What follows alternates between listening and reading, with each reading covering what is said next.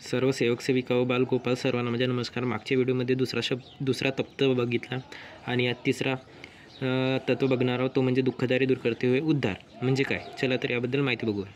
महानतेकी बाबा जुमदेवनी सांगितले की मानवाने जर परमेश्वराला प्रिय असणारे कार्य केले, मोह माया तसेच अहंकार त्याग केला, सर्वांशी सत्य व्यवहार केले, तो मर्यादेने वागला आणि प्रेमाने आचरण केले, तर तो मानव परमेश्वराला नेहमी प्रिय असतो। प्राकृतिक वातावरणामुळे त्याला दुःख येते, तसेच त्याला जीवन जगताना अनेक प्रकारचे अडीअडचणी येतात। अशा वेळेस तो अनेक उपचार करतो। त्यावेळेस परमेश्वराला समोर ठेवून उपचार केले तर त्याचे दुःख नष्ट होते आणि त्याच्या अडचणी सहजगल्या नष्ट होतात। या कामात परमेश्वर त्याला साथ देतो।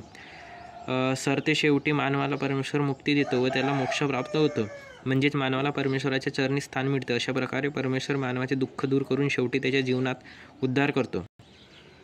बघा शेवकांनो, बाबाने या तिसऱ्या तत्वामध्ये असं सांगितलं आहे की तुम्ही नुसत्या भगवंताच्या नावावरच, असं नाही की तुम्ही भगवंताची पूजा करता, आराधना करता आणि भगवंत तुमचे पूर्ण दुःखदारी औषध उपचार करण असं नाही। म्हणजे त्यांचं म्हणणं आहे की तुम्ही औषध उपचार, बिमारी वगैरे झाली किंवा काही अडचण आली, कोणताही अडचणी शारीरिक असो किंवा कोणतीही असो, तुम्ही परमेश्वराला समोर ठेवा आणि आपले कार्य करत राहा, जेणेकरून परमेश्वर देतील आणि कुठलेही दुःख असे किंवा कुठली अडचण असो, हे सहजपणे तुमची सुटत जाईल। म्हणून कुठलेही आपले कामं करण्याचं काम पडला, सामाजिक असो, आर्थिक असो किंवा शैक्षणिक असो, मुलाबाळांचे कुठल्याही प्रकारचे असले तर आपण भगवंताला समोर ठेवूनच आपले कामं करावे।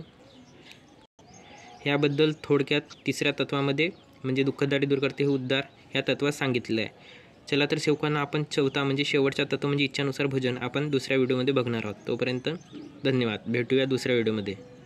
नमस्कार।